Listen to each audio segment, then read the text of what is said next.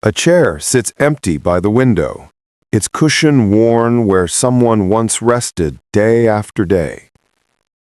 Outside, a dirt road stretches into the distance, swallowed by dusk, so quiet you can hear the wind shift through the trees.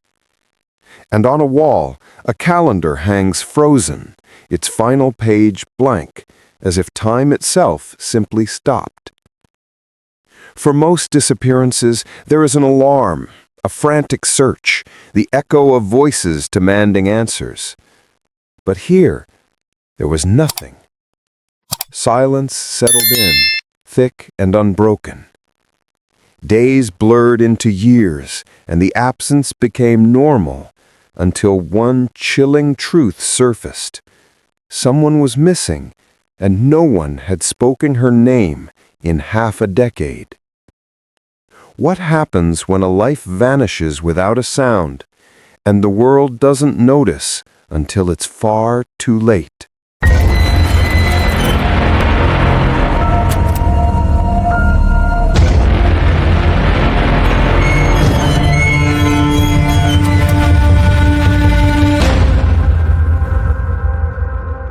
Bonanza, Oregon, is the kind of place where time seems to move slower than anywhere else. A scattering of houses lies tucked between stretches of farmland and pine. The roads are long, often empty, and at night the silence presses so heavy it feels like the land itself is holding its breath. Neighbors here may wave as they pass, but their homes are far enough apart that weeks, sometimes months, can slip by without anyone truly noticing the rhythm of another household. The nearest town sits miles away, and basic necessities require long drives down two-lane roads that cut through fields and forest. Medical care isn't around the corner, and isolation is part of daily life. For some, that solitude is peaceful. For others, it means lives can unfold, or even unravel, without anyone watching. In Bonanza, the vast openness offers both freedom and concealment. A person could disappear here, and unless someone went looking, the quiet would swallow their absence whole. And it's within this backdrop of distance and silence that Nadine Kirk's story took root. Georgia Nadine Kirk was known simply as Nadine. By 2010, she was 98 years old, a tiny woman standing just 5 feet tall, weighing little more than 100 pounds. Her gray hair framed a face that had once been lively and sharp, and though time had thinned her frame, her hazel eyes still carried warmth. Life had not been easy in her later years. Between 2004 and 2010, she suffered a series of strokes that left her body weaker each time. What independence she had once enjoyed slowly slipped away. The simplest tasks, moving from one room to another, holding utensils steady, recalling words, became more fragile with every passing season. Nadine lived in the Kirk family home in Bonanza, where isolation meant she relied heavily on her son, Theodore, known as Ted. The roles of mother and child had reversed. She, once the caregiver, was now dependent on him for nearly everything. It was a quiet existence, built around the rhythms of age and frailty. But even in that stillness, Nadine's presence left its mark on the house. A favorite chair by the window held the shape of her small frame. Family photographs, some decades old, watched from the walls. She had her routines, slow mornings, afternoons of rest, evenings when her gaze lingered on the fading light over the fields. To those who knew her, Nadine wasn't just a woman nearing a century of life. She was the living memory of a family, the last thread connecting the present to all that came before. And it was in that delicate state, vulnerable and reliant, that her story began to take a darker turn. When investigators tried to piece together the final traces of Nadine's life, the answers weren't found in memories or hearsay. They were buried in paper. The last check bearing her shaky signature was written in January of 2010. After that, her financial trail went silent. No medical bills, no prescriptions, none of the expenses you would expect for a woman approaching 100 years old. It was as if her life, once documented in every small transaction, had simply vanished from the books. There was also a calendar, kept not by Nadine, but by her son, Ted. Page after page, he had noted her decline with startling precision. Every stroke, every setback, carefully logged, as though trying to hold back time with ink and paper. But the final entry is the one that chills. A note that Nadine had suffered 2 strokes in 3 days. And then, nothing. The handwriting stops, the pages fall empty, and her name is never written again. Together, the halted checkbook and the silent calendar mark the same point in time. A sudden ending, unaccompanied by the records of care or survival that should have followed. What lingered in that absence was not just paperwork, it was the hollow outline of a life that should have continued, but did not. And it was this silence on paper that raised the first real question. What had become of Nadine Kirk? When police finally arrived at the Kirk home in 2015, 5 long years after Nadine was last seen, it was Theodore who greeted them. By then, friends had already voiced what had been gnawing at them in silence. No one had laid eyes on Nadine since 2010. Theodore had an explanation ready. He told officers that Nadine hadn't simply vanished, she had left. According to him, sometime in late May or early June of 2010, his 98-year-old mother climbed into a car with a friend and set off for California. He painted a picture of the departure. A blue and gray sedan, Japanese make, with California plates. The kind of detail meant to anchor a memory, to give it weight. But when pressed, the name of this companion slipped from him. At first, he couldn't recall it at all. Only later did he settle on a name. That single thread unraveled quickly. Police followed the lead, searching in California for any sign of Nadine or this supposed traveling companion. There was nothing. No hospital admissions, no address records, no trace of her living a new life hundreds of miles away. The story existed only in Theodore's words, and it left investigators staring into a void where proof should have been. What lingered was a troubling contradiction. A woman nearly a century old, frail from repeated strokes, somehow stepping into a car and disappearing across state lines with someone no one could place. It was in that gap between his account and the silence of evidence that suspicion began to grow. 7 years after Nadine was last seen, investigators turned their focus back to the quiet acreage she had called home. In 2017, cadaver dogs were brought onto the Kirk property. The animals, trained to detect even the faintest trace of human remains, moved slowly across the land until they stopped on the eastern edge. Their alert was clear. Something beneath the soil demanded attention. That patch of earth carried another unsettling clue. A neighbor remembered seeing a pile of lime spread across that very area years earlier. Lime is often used in farming, but in the darker corners of history, it has also been tied to concealment. Investigators began to dig, peeling back layers of soil with the weight of expectation pressing on every shovel. But when the earth finally gave up its secrets, there was nothing. No bones, no remains, no trace that Nadine had ever been there. What should have been the moment of discovery collapsed into a void, leaving only more questions. Authorities also followed Theodore's account into California, scouring records and checking leads. That search too led nowhere. No hospital files, no sightings, no footprint of a woman who had supposedly begun a new life across state lines.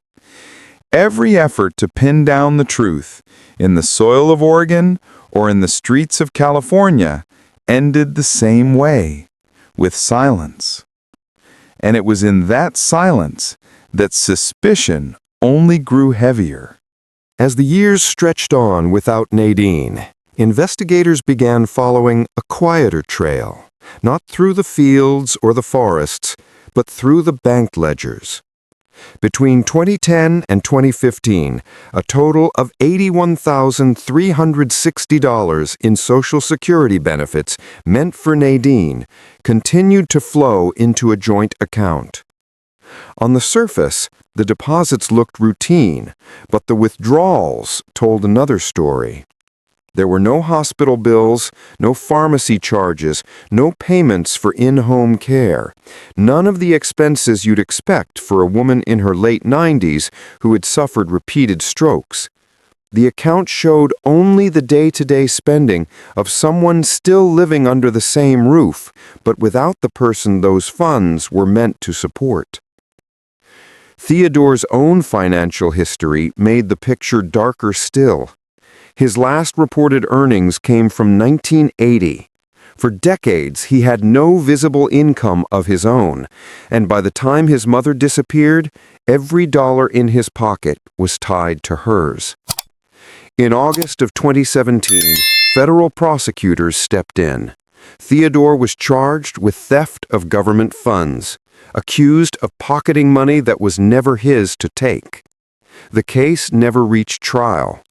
By June of the following year, he stood in court and admitted guilt to a single count.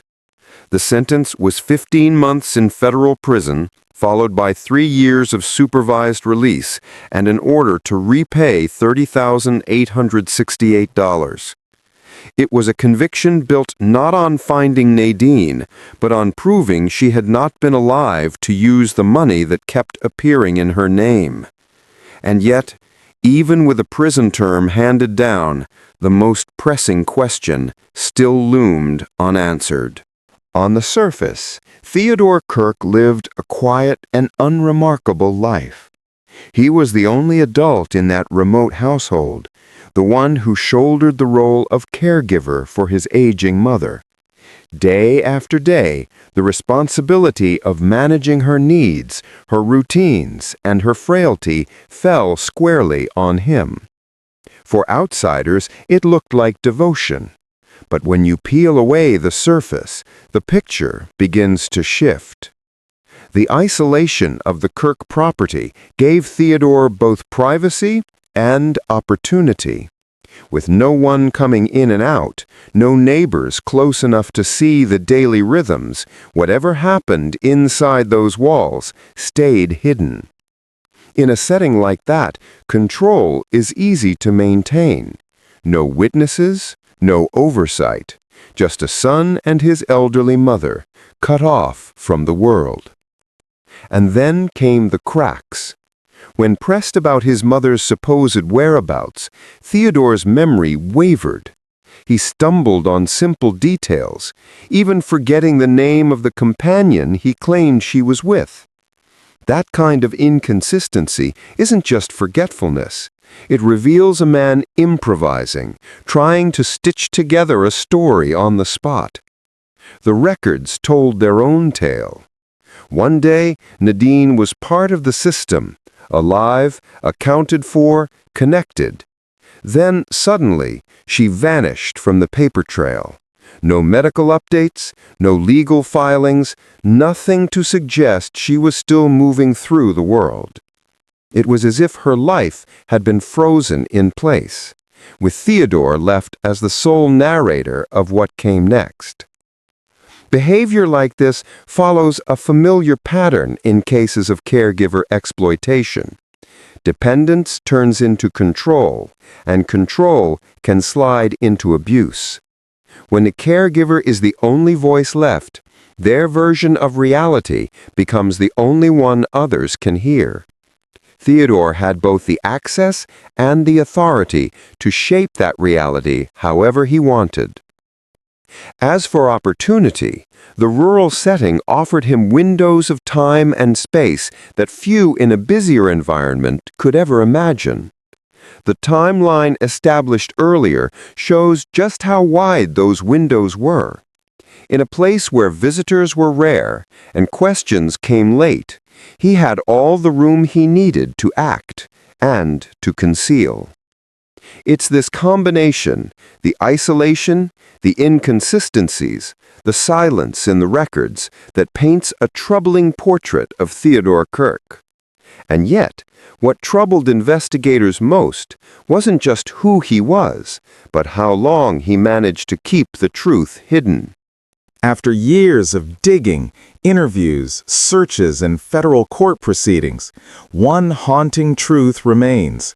The mystery surrounding Nadine Kirk's disappearance is still unsolved.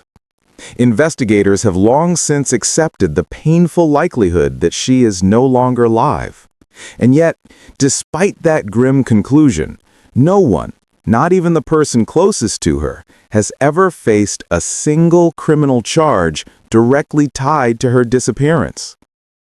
The reason for that is brutally simple. In the eyes of the law, suspicion is not enough. Without physical evidence, no remains, no forensic trace, no undeniable link to foul play, prosecutors are left with a hollow case. The theft conviction we saw earlier was, in legal terms, a financial crime, not a homicide or a missing persons charge. It punished what could be proven, but it left the deeper, more disturbing questions completely unanswered. And there are many of them. Who, if anyone, was the mysterious companion Theodore once claimed his mother was with, a name he couldn't seem to remember when pressed? Where is the blue-gray sedan that reportedly appeared around the time she vanished? Why did those closest to Nadine wait so long, until 2015, to raise the alarm? And perhaps most unsettling of all, what critical forensic step has yet to be taken that could finally break this case wide open? These aren't just loose ends. They are the very threads that might one day lead to justice. For now, they remain untied, and Nadine's story remains suspended between fact and speculation. But as the years pass and the trail grows colder, one question hangs over everything. Will anyone ever be held accountable for what really happened to her? The story leaves us in a quiet, unsettling space, where absence is louder than presence, and the weight of unanswered questions presses against every wall of the Kirk home. Nadine's life, her routines, the people who cared, or should have, linger like shadows we cannot shake. It is a reminder of how fragile trust can be, and how easily silence can stretch into years. As viewers, we are left with one final haunting thought. What happened to her, and who holds the answers still hidden? Every whisper of a lead, every shared memory, every tip could bring light to a mystery that refuses to fade. Keep the story alive, watch closely, remember, and speak up if you know something.